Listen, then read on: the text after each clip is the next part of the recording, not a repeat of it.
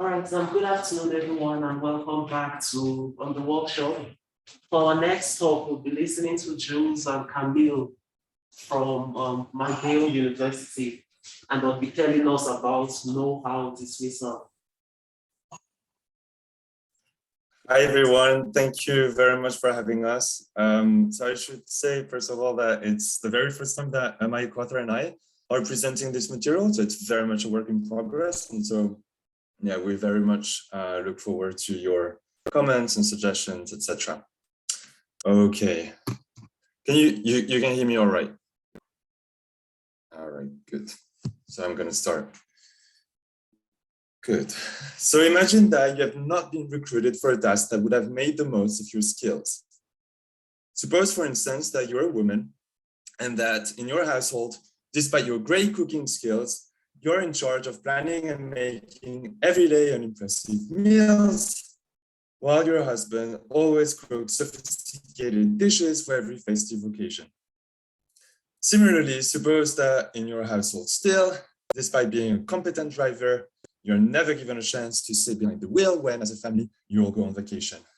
Or suppose that in a somewhat different vein, you work as a personal assistant, and that despite your rich experience and impressive qualifications, you spend your days completing mindless, made-up tasks whose sole purpose is to make your boss appear important.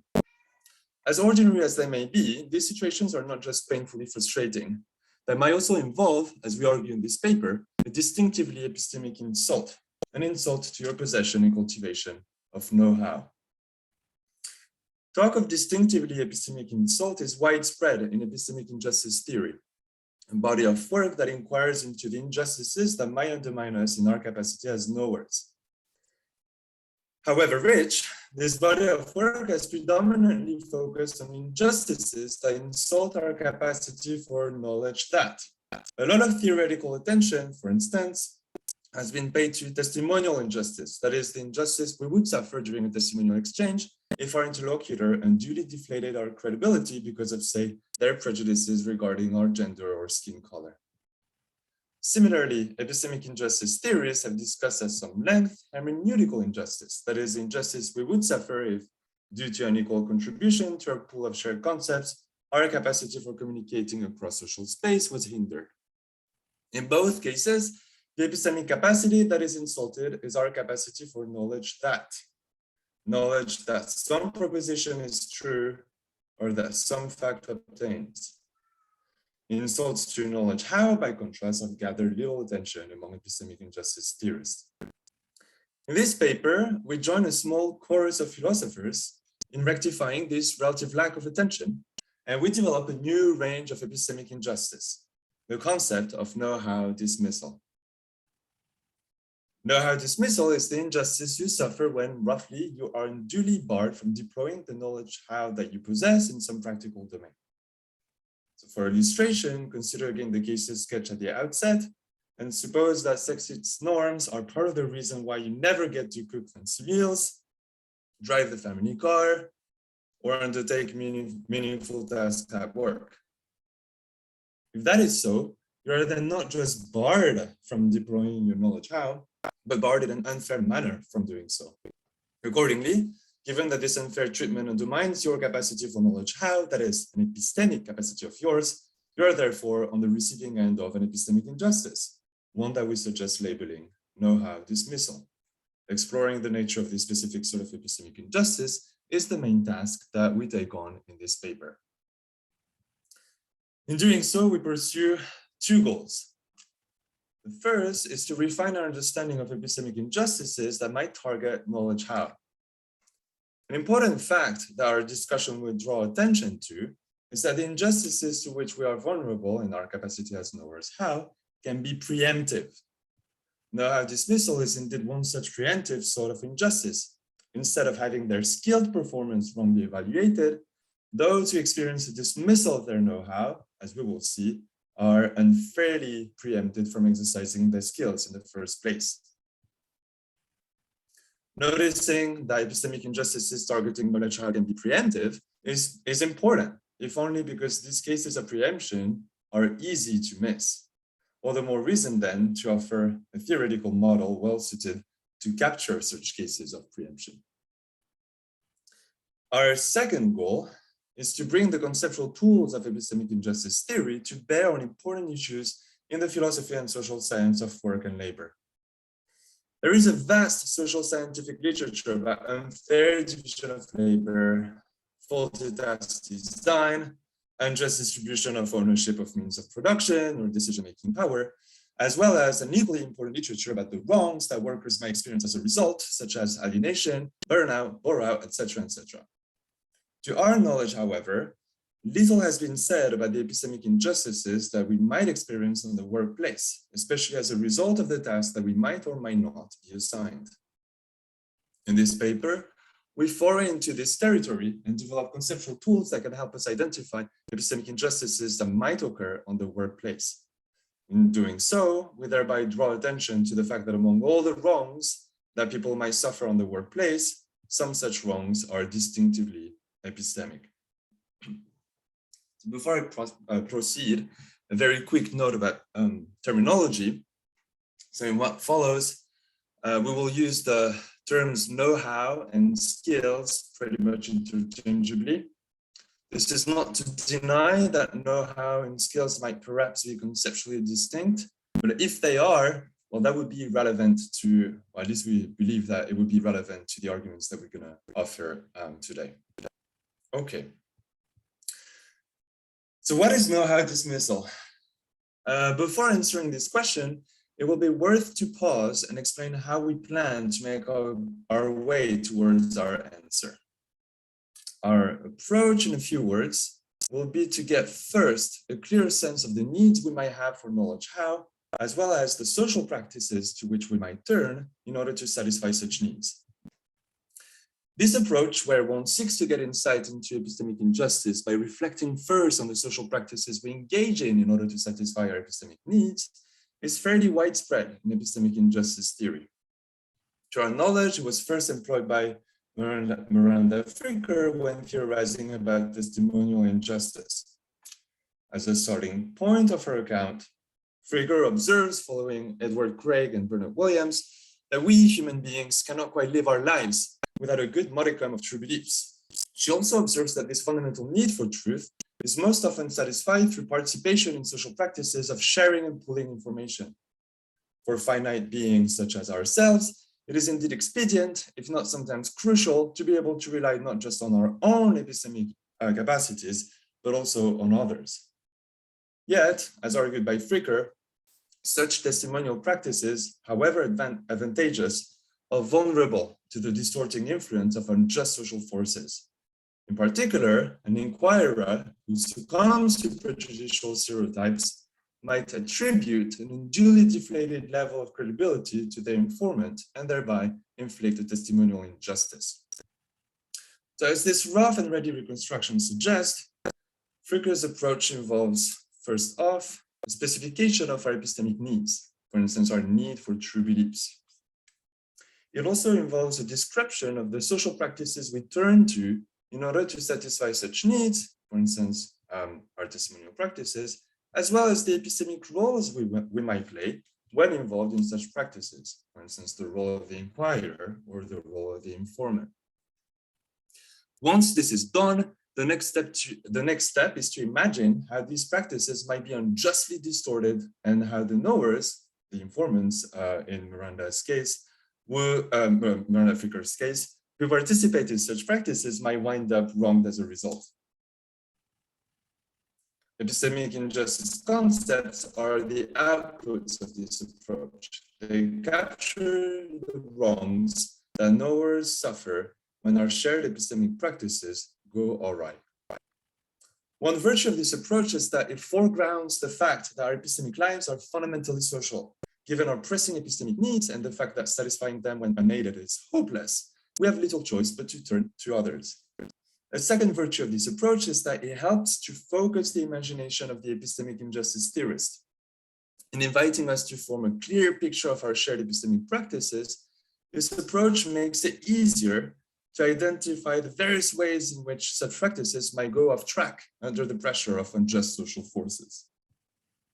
So with this in mind, let us not turn our attention to knowledge how, and put the foregoing approach to use in order to identify the injustices that no words how might be inflicted. So fortunately for us, Catherine Hawley has already broken some ground here. Taking the approach just described, she's observed that knowledge how might be the object of at least two sorts of needs. Sometimes, just like the inquirer who hopes to acquire propositional knowledge that they do not quite yet have, we aim to develop skills that we do not quite yet possess. When that's the case, we are in the position of what Hawley calls the would-be apprentice. And just like it is expedient, if not sometimes crucial, for the inquirer to turn to an informant, it is similarly expedient, if not sometimes crucial, for the apprentice to turn to what we might call an instructor.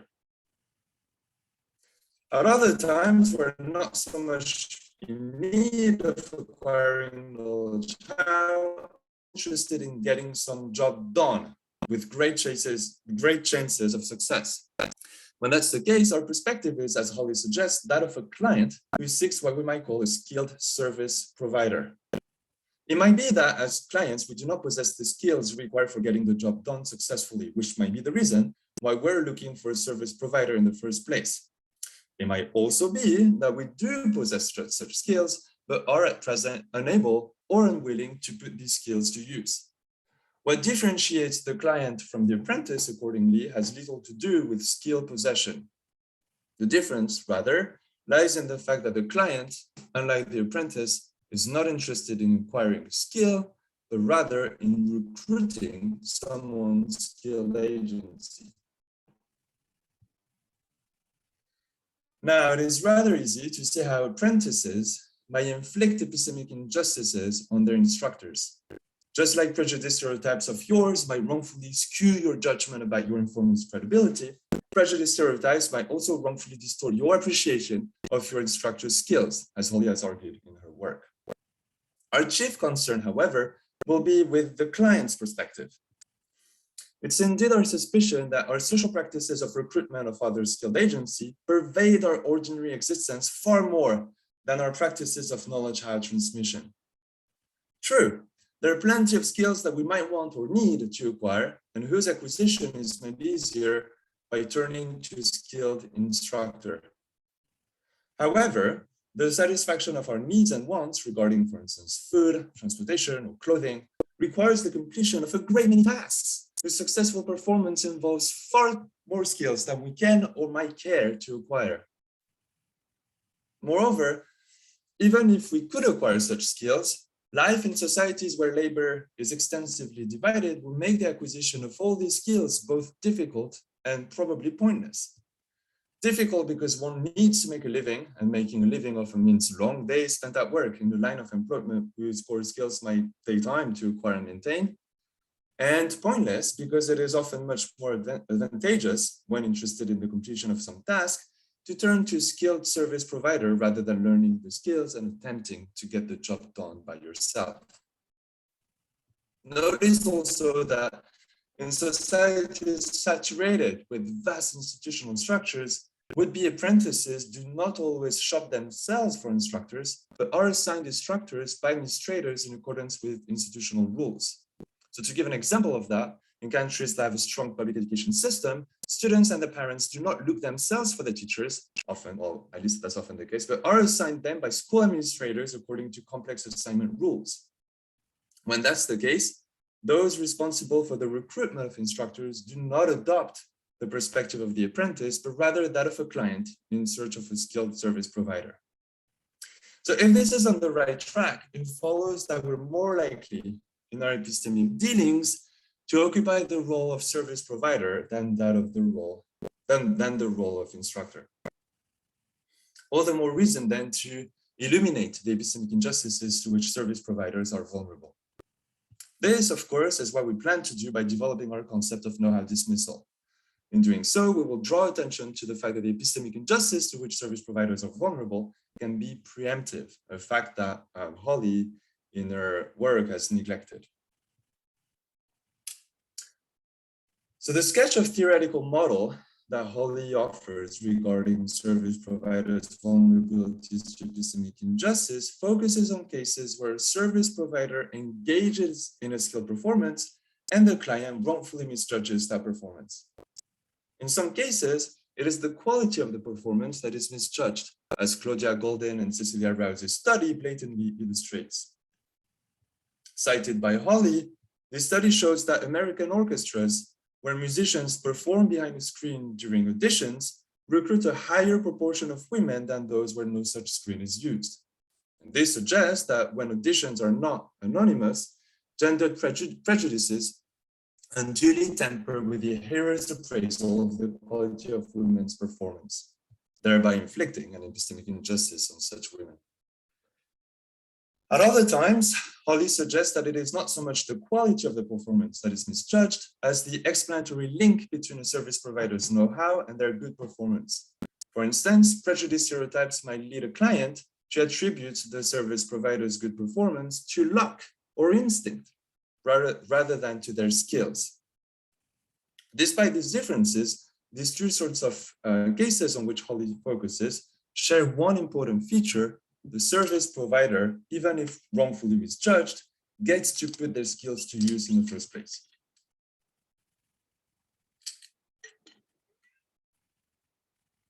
It is possible, however, that service providers be preempted from employing their skills. The possibility that our concept of know-how dismissal is specifically designed to capture. To consider a more radical version of the family vacation example used at the outset of this paper. So you're a woman, and in your household, you simply never get to sit behind the wheel, despite having adequately learned how to drive when young. Imagine additionally that the reason why that is so is that in your household, women are wrongfully assumed to be bad drivers. If that's so, then you are on the receiving end of what we suggest calling know-how dismissal, a form of epistemic injustice where a service provider is wrongfully preempted from deploying the knowledge-how they possess in some practical domain. Preemption comes in at least two versions. In one version, preemption goes by way of exclusion from a practical domain. A good illustration of this is provided by the previous example. In your household, owing to prejudicial stereotypes, you end up purely and simply excluded from the practice of driving despite your great driving skills. Preemption, however, is not always so clean-cut. To see this, consider another of the examples briefly mentioned in introduction. As in the driving scenario, suppose you're a woman, but this time it is the full extent of your cooking skills that you are unduly barred from putting to use as a result of being confined to making unimpressive meals while your husband gets to cook a fancy feast for every celebration. Notice that in cases of this sort, you're not excluded from practical domain, such as cooking, but rather unduly relegated to tasks that fail to do justice to your wide-ranging skills. At this point, you might wonder why I choose to coin an expression, namely know-how dismissal, specifically meant to refer to preemptive epistemic injustices to which service providers are vulnerable.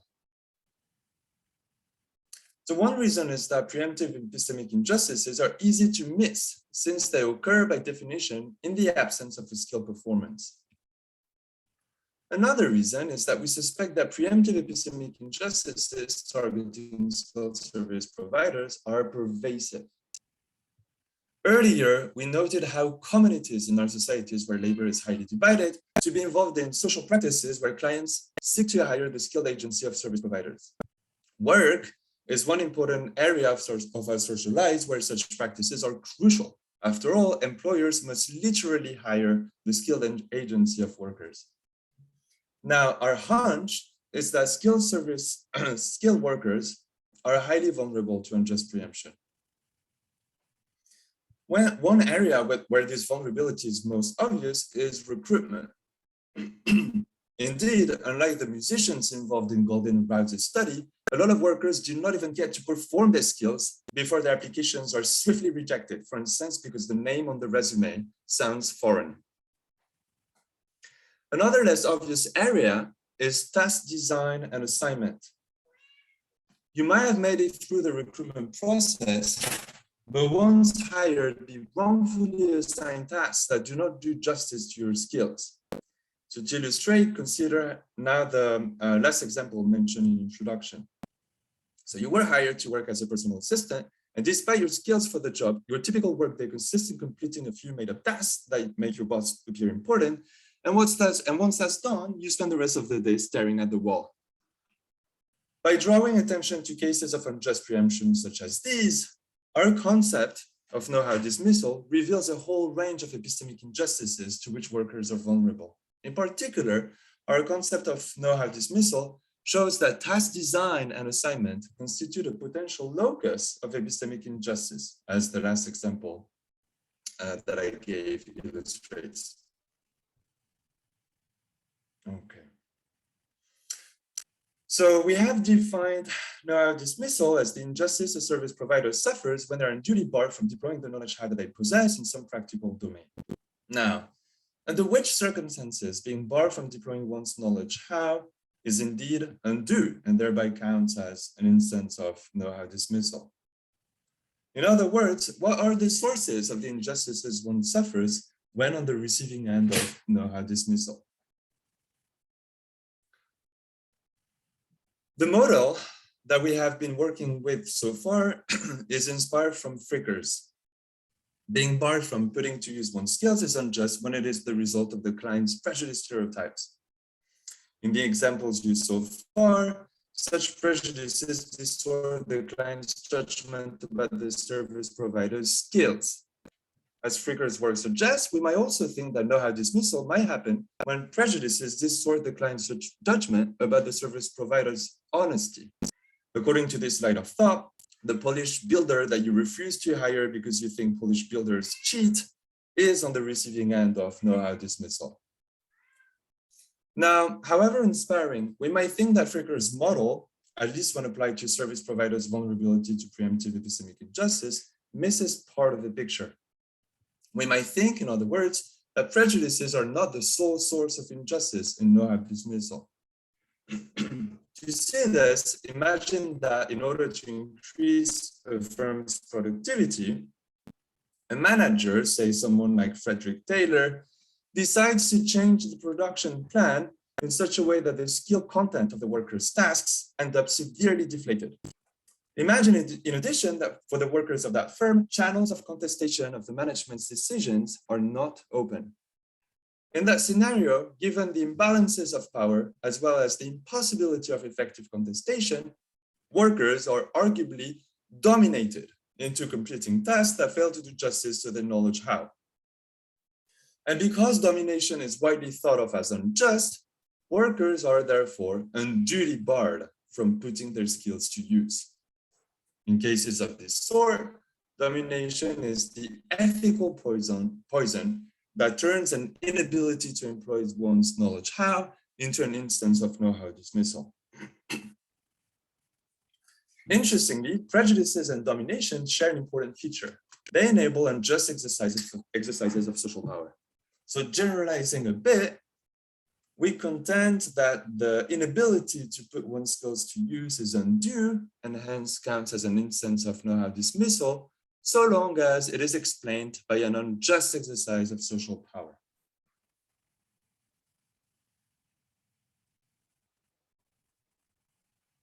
You might think that there is something suspect in tracing the sources of the injustice involved in know-how dismissal back to unjust power relations. This move, indeed, would seem to dilute the sense in which the injustice in question is epistemic. Why think, for instance, that in the case of the workers dominated into completing mindless tasks, the injustice that they suffer is distinctively epistemic?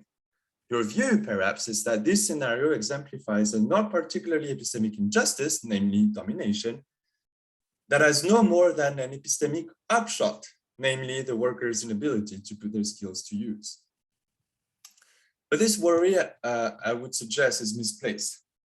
After all, the domination that workers experience destabilizes a shared epistemic practice, namely the social practice where clients enlist the skilled agency of service providers. And because the workers are dominated, their participation in the epistemic practice winds up unduly undermined. This suggests, therefore, that our view about the sources of injustice does not inappropriately dilute the epistemic character of the injustice in question. Okay, so by way of conclusion, let us say a few very tentative words about the wrongs of know-how dismissal. So like Fricker, we might distinguish between primary and secondary wrongs. The primary wrong, we take it, is to have our capacity for knowledge how, that is a fundamental epistemic capacity of ours, insulted. This insult is not superficial. Given the central importance of skills to our agency, there is reason to think that an insult to our possession of knowledge how runs deep. Skills indeed are not just an incidental feature of our agency. Typically, our capacity to be the agents of what we do involve a good bit of knowledge how. So first off, and rather trivially, it is often the case that what we do has little chance of success if attempted in the absence of the relevant skills. Perhaps less obvious is the fact that sometimes even as little as an attempt seems to require already quite a bit of skills. If you have zero cooking skill, your family clumsily in the kitchen surely falls short of even an attempt to make, for instance, a pavlova. Moreover, the possession of knowledge how is deeply connected with other central features of our agency. It is an important aspect of our agency that, at least in paradigmatic instances of action, we know as we're acting what it is that we're doing. Now, it is an interesting fact that when a difficult action is attempted in the absence of the required skills, there is a clear sense in which you do not quite know what you're doing as you're doing it. Of course, there are still descriptions of your activity under which you know what you're doing. Attempting to do the thing in question is one such description. But because of your lack of skills, there are surely many aspects of your conduct regarding which you are in the dark. All of this to say that in normal, everyday context of action, skills are central to the exercise of our agency. It follows, therefore, that insults to our skills, such as know-how dismissal, are also importantly insults to the epistemically rich kind of agency that we are capable of. But that's not the end of the story. Knowers how, on the receiving end of know-how dismissal, might experience further wrongs, in part as a result of the primary wrong just described. Typically, know-how dismissal means being denied important material goods, such as employment and thus the means to make a living. We might call these sort of wrongs material wrongs. In addition to these, victims of know-how dismissal may experience what we might refer to as secondary epistemic wrongs. One such secondary epistemic wrong is skill erosion. Because unused skills tend to erode, as we know all too well, agents on the receiving end of know-how dismissal run the risk of losing their skills. And this, in turn, opens up a pretty dismaying possibility, namely that the targets of know-how dismissal be made to conform to prejudiced stereotypes about them. Consider one last time the family vacation example. In that scenario, your being preempted from sitting behind the wheel despite your driving skills is assumed to be the outcome of your household prejudiced view that women are terrible drivers. But what emerges now is that because of know-how dismissal, you might lose your know-how and end up conforming to these prejudiced stereotypes about women's driving skills. All right, so I'm sure a lot more could be said about the wrongs experienced by those on the receiving end of know-how dismissal, or about the possibility, for instance, that know-how dismissal might sometimes be structural. But for the sake of time and to make sure that we have a bit of a discussion, I'm going to stop here. I'm just going to show this slide that gives a recap of what know-how dismissal is, and I'm going to look forward to your questions. Thank you very much for listening.